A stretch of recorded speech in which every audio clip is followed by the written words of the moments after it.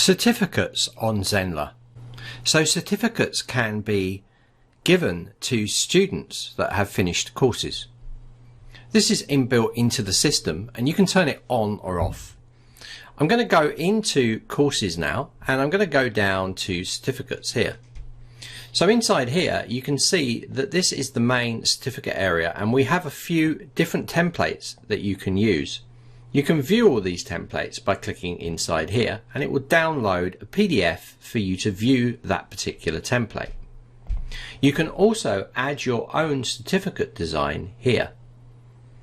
These are SVG format and need to be formatted correctly to be uploaded into Zenler.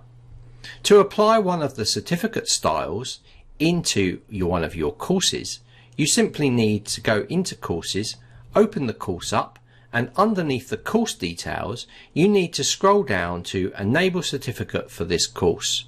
From here you can go through the designs and pick the design that you wish to use. Let's select this classic red and click update.